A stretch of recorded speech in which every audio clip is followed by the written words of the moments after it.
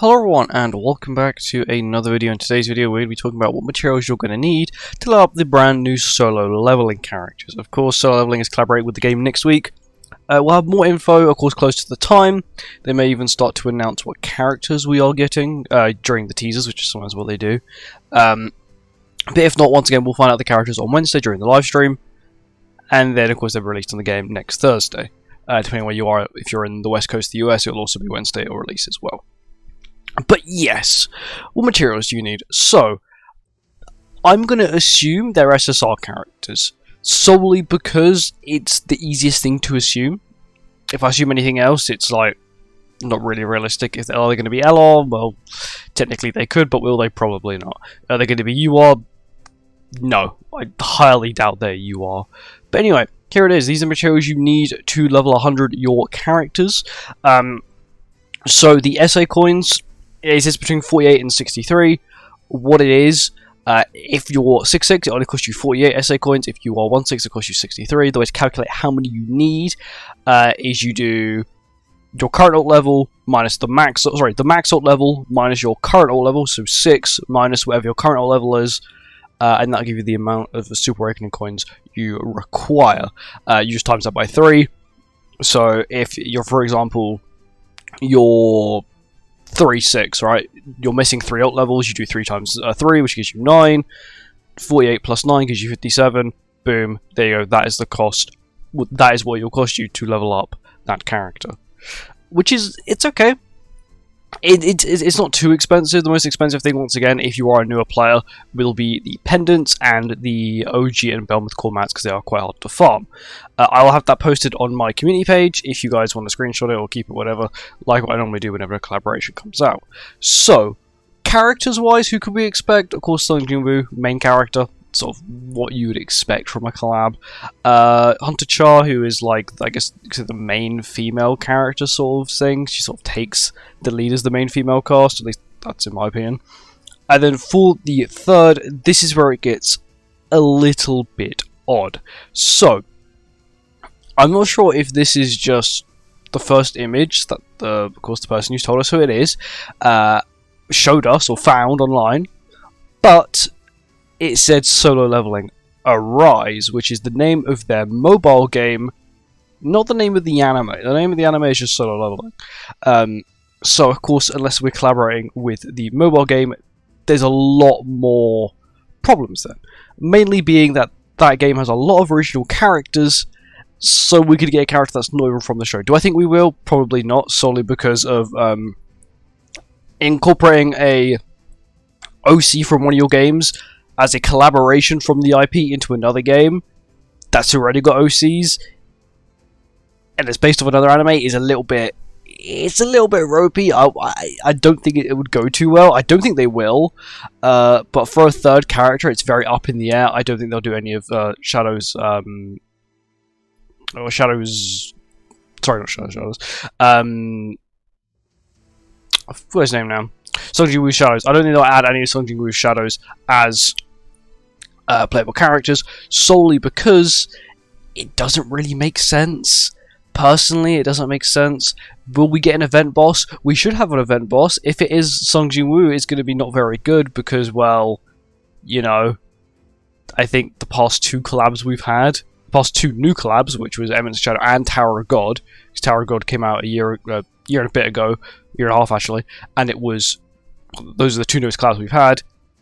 Both of their main event bosses have been one of the collaboration characters, which is why I'm hoping to see, as they own an IP, if they own a leveling IP, they should be able to import, even if they just import a boss, for goodness sake, or a model and turn it into a boss. I'm fine with that. Just a little bit of effort is all I want to see. Characters-wise, what attribute are they going to be? I would like to say they push the boat out. You know, maybe try and spice it up a little bit. It's their own IP.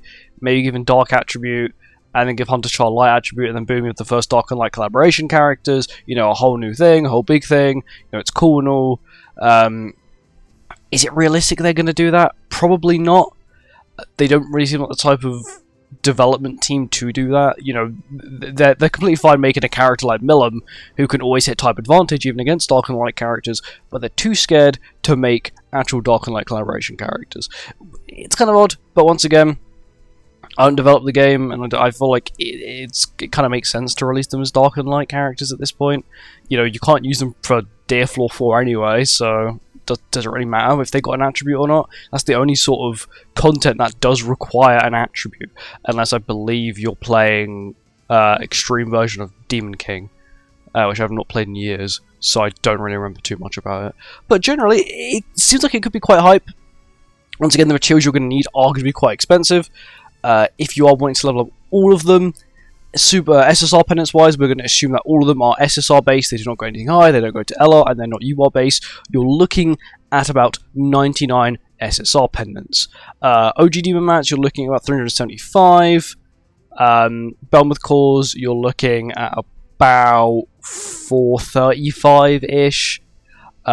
Howlix Ears, 240, Grey Demon Ears, 240, and then Red Demon Horns is about 150.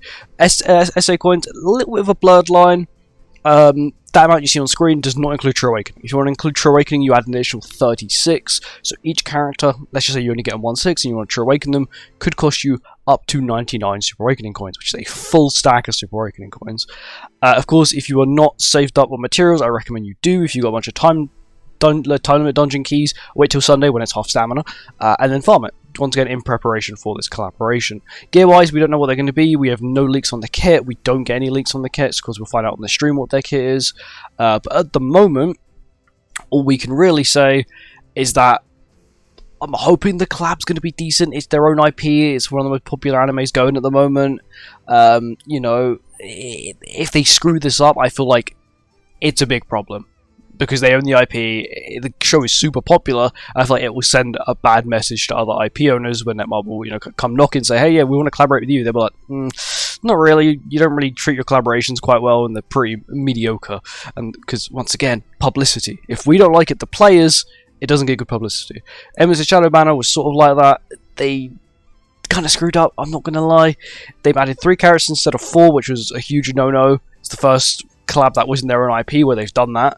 The banner rates were horrendous, being 0.25. You only had a 30, I think it was like a 33% chance of getting collaboration character when you got an SSR, which is stupid. Bear in mind they all wanted high dupes, and that's just to get started. There are a bunch of other problems. Not many events. The event boss was one of the own characters, basically with the exact same skill set but with like 2 additional skills. And the characters felt a little bit off at the start. Of course, they were future-proofing them, which is what normally happens to collaboration characters, and that is normally what I do expect from collaborations, is that they are slightly future-proofed. Once again, with the Emerson Shadow characters being prepared for King of the Ants release in JP Anniversary. When it comes to race of these characters, I'm going to assume they're just going to go full human. So if you are looking, to True Awaken them, make sure you do have a lot of human True Awakening material, which is the memory crystals of humans. And that will, once again, help you True Awaken them. Of course, they could completely throw a curveball. If they do throw a curveball, I'm not going to say anything, just because I don't want to spoil anything. If they do change, or I think they might change to a 50-50, they would have spoiled it for the majority of the player base, which I think they won't. So, yeah. Anyway, thank you for watching. If you guys enjoyed, make sure you guys are prepared for the upcoming collab, and I'll see you guys in the next one. Goodbye.